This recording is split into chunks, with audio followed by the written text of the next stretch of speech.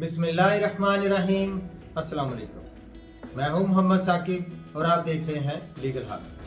Viewers, आज का जो मेरा टॉपिक है वो अडॉप्टेड चाइल्ड के हवाले से है।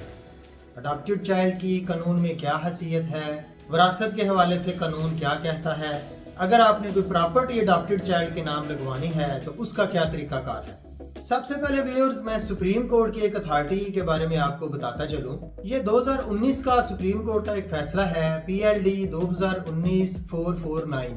इस जजमेंट के मुताबिक सुप्रीम कोर्ट ने कुछ असूल वज़ा किए कि कोई भी अडॉप्टेड चाइल्ड जब उसका आप नाम लिखवा लेते हैं आईडी कार्ड में या किसी भी जो है वो गवर्नमेंट के डॉक्यूमेंट्स में आप उसका नाम दर्ज करवा लेते हैं, बर्थ सर्टिफिकेट बनवा लेते हैं या स्कूल या इसी तरह दूसरे कागजात में उसको आप अपना नाम दे देते हैं, तो फिर उसका नाम जो है वो तब्दील नहीं किया जा सकता। अगर पेरेंट्स ने किसी बच्चे का आईडी कार्ड बनवा दिया है अडॉप्टेड चाइल्ड का और उसमें अपना नाम लिखवा दिया है वालिद ने, तो फिर सिवाय वालिद के अपनी ज़िंदगी में वो वालिद ही सिर्फ उस बच्चे का नाम ख़त्म करवाने की एप्लीकेशन दे सकता है। अलावा कोई भी दीगर शख्स जो है वो फिर उस बच्चे को उसकी विरासत से महरूम नहीं किया जा सकेगा। उस बच्चे का फिर विरासत में बाकायदा तौर पर हक होगा।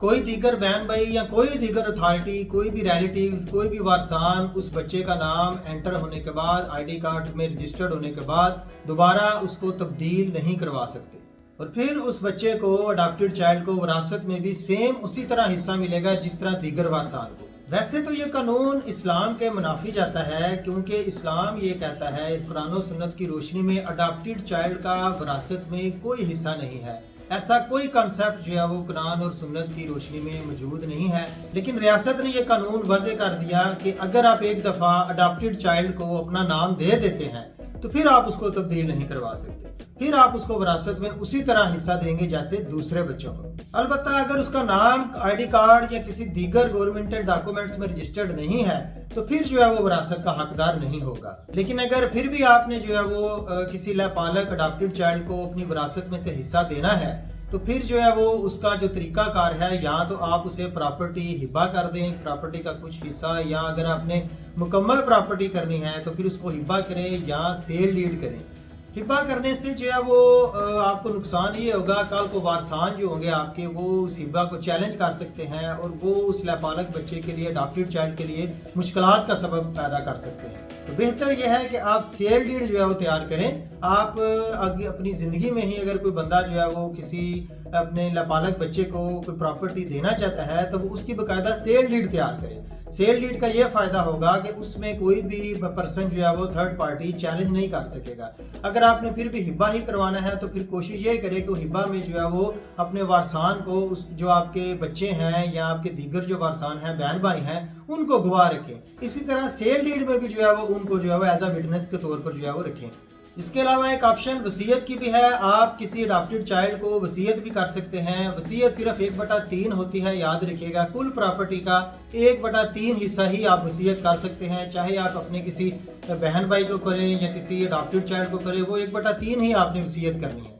एक बात और याद रखिएगा कि अगर आप बैनामा तैयार करवा रहे हैं, सेल डीड तैयार करवा रहे हैं, तो फिर उस अडॉप्टेड चाइल्ड से अगर उसकी उम्र 18 साल से कम है या ज़्यादा है तो फिर उसका जो है वो FBR भी पूछ सकती है कि इस बच्चे के पास इतनी हैवी अमाउंट कहाँ से आई है। फिर उसको जो है वो अपनी अमाउंट का, उस पैसे की ट्रांजैक्शन का जो है वो बताना होगा FBR को।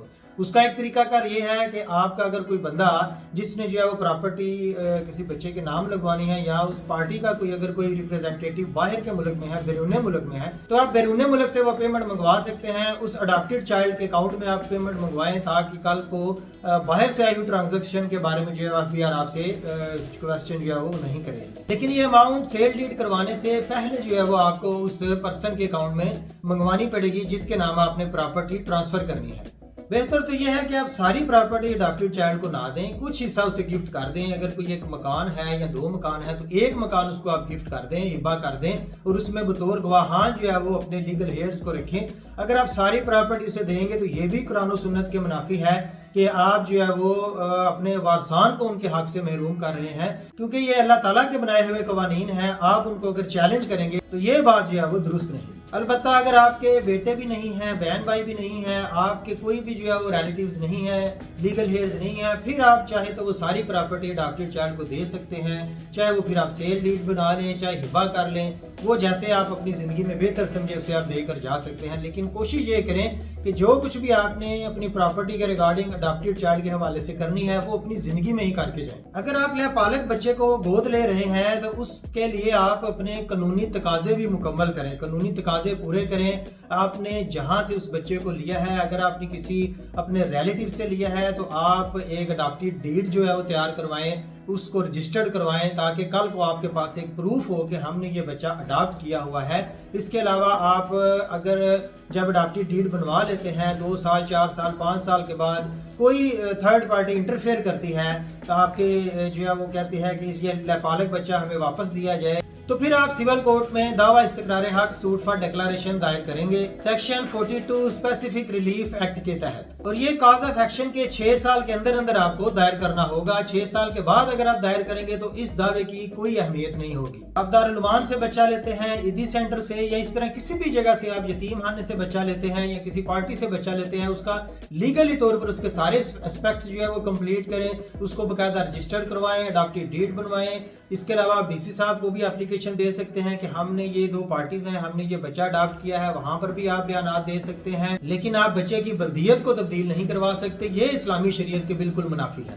جو اس کی ایکچوئل ولدیت ہے وہ وہی رہنے دیں، اگر آپ اس کو تبدیل کروائیں گے تو اس کے جو نتائج ہیں وہ پھر آپ کو بھگتنا پڑیں گے۔ اسلام میں اڈاپٹیڈ چائلڈ کو وہ قانونی حق حاصل نہیں ہے جو کہ لیگل وارثان کو یا آپ کے ریئل چائلڈ کو ہے، جیسے کہ وراثت میں اس کا حصہ نہیں ہے۔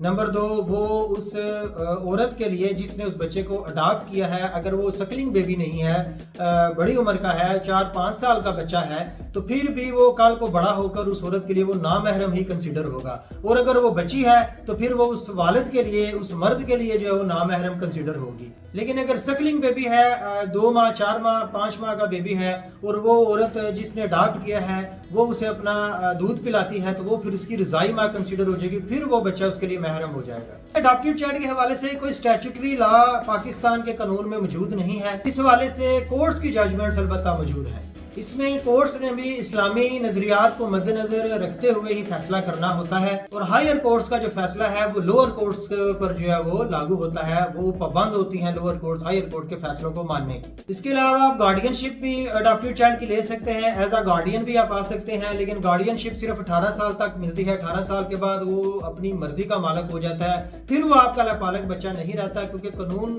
یہی کہتا ہے کہ جو گارڈین شپ ہے وہ 18 سال تک آپ کو ملتی ہے۔ اس کے علاوہ وصیت کر سکتے ہیں، 1/3 حصہ آپ اپنی پراپرٹی کا وصیت کر سکتے ہیں۔ اس پر ایک ججمنٹ ہے PLD 2015 لاہور 336۔ کل کو اڈاپٹیڈ چائلڈ اگر کوئی کلیم کرتا ہے تو وہ بھی صرف نان و نفقہ کے حوالے سے کلیم کر سکتا ہے، پراپرٹی کے حوالے سے وہ کلیم نہیں کر سکتا۔ پراپرٹی کو وہ تبھی کلیم کرے گا جب اس کے ID کارڈ میں ولدیت کو آپ تبدیل کروا دیں گے۔ امید کرتا ہوں آج کی یہ انفارمیٹیو ویڈیو آپ کو پسند آئی ہوگی۔ مزید انفارمیٹیو ویڈیوز کے لیے میرے چینل کو سبسکرائب کیجیے گا، لائک کیجیے گا، کمنٹس کیجیے گا، دعاؤں میں یاد رکھیے گا۔ اللہ حافظ۔